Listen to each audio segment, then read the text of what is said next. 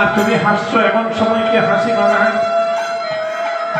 তখন আমার মহাপ্রভু বলছে, দাদারে আমি এমনি হাসছি না, আমি কলিজীবের হাতে ধরেছি, পায়ে ধরেছি, তারা কেউ কৃষ্ণ নাম নিতে চাইনি, তাদের মুখে কৃষ্ণ নাম বলাতে পারিনি। কিন্তু দেখো দাদা, যখন মাছ ধরিয়ায় হ্যালো ডেলো করে তরি পবন বাতাসে,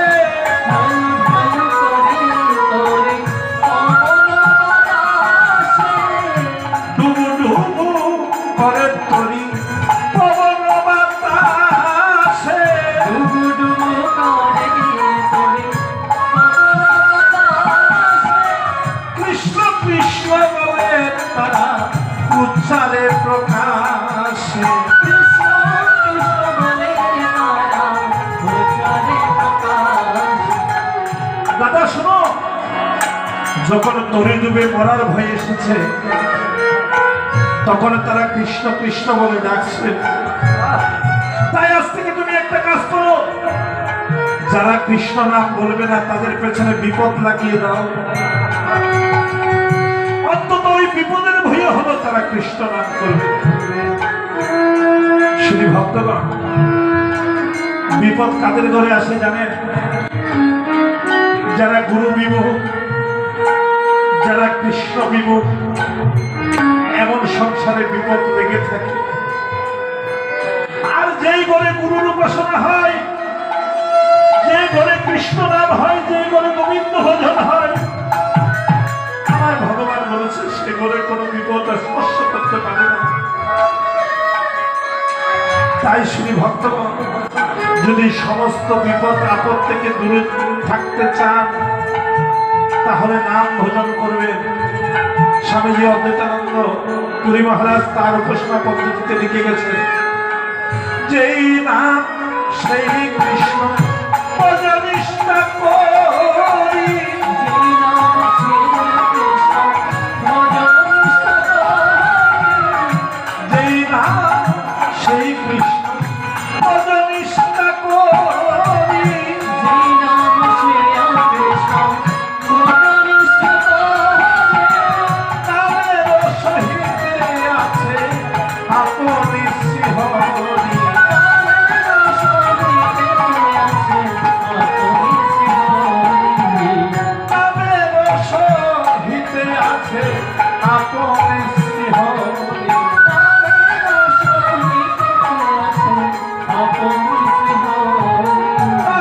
বল হরি হরি গো, হরে হরে হরে বল হরি হরি গো, হরে হরে প্রেমানন্দে বাহু তুলে বল হরি হরি গো,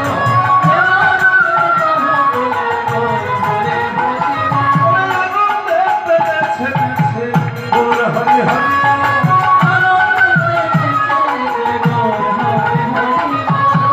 বল হরি হরি গো, প্রেমানন্দে বাহু তুলে বল হরি হরি গো।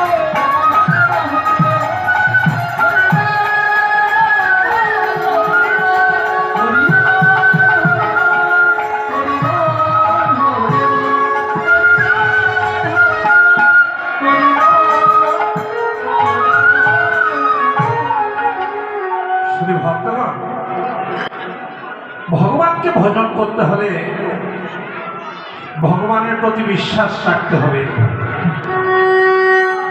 এই জগতে ভগবানের প্রতি যদি আপনি বিশ্বাস স্থাপন করতে না পারেন, তাহলে কোনোদিনকে ভগবানের ভজন করা যাবে না, যাবে না, কোনোদিন যাবে না। সারঙ্গ নামে এক ভক্ত ছিল, সে ভক্ত শুধু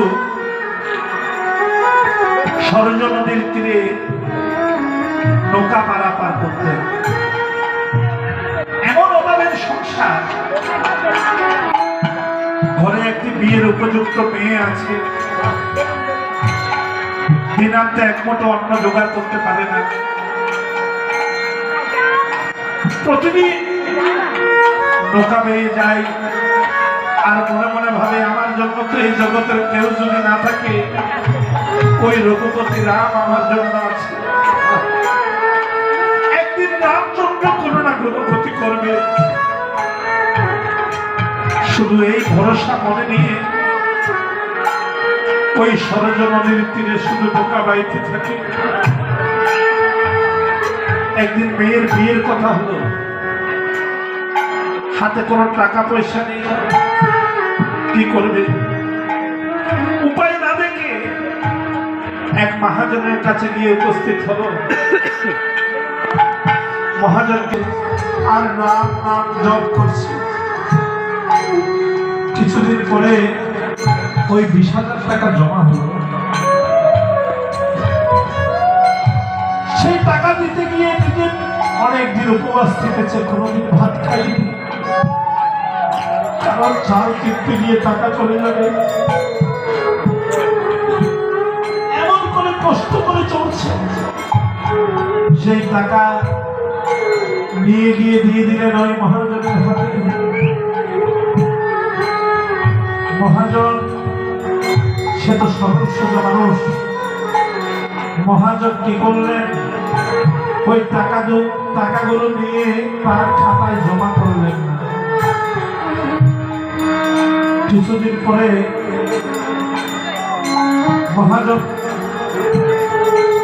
কোর্টে একটা মামলা করলেন। ওই মাঝি তার কাছ থেকে 20,000 টাকা নিয়ে গিয়ে তাকে টাকা ফেরত দিচ্ছে না। কোর্ট থেকে যখন নোটিশ আসলো, ওই মাঝি নয়ন জলে ভাসছে।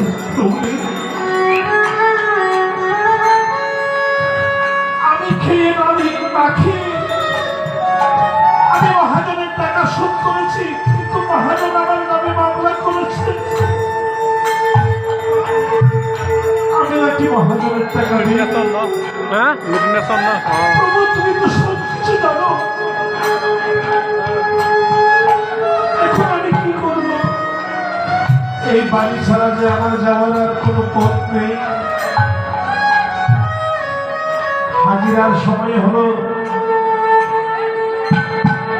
মাঝে গিয়ে মামলায় উপস্থিত হলেন। জজ সাহেব জিজ্ঞাসা করলেন, মাঝি তুমি মহাজনের টাকা দাওনি? মাঝি বলছে, হুজুর আমি মহাজনের টাকা সময় মতো দিয়ে ফেলেছি, কিন্তু মহাজন তার খাতায় জমা না দিয়ে আমার কাছে আমার টাকা দাবি করছে। বলে যে তুমি যে টাকা দিয়েছ তার কোনো সাক্ষী বা প্রমাণ আছে?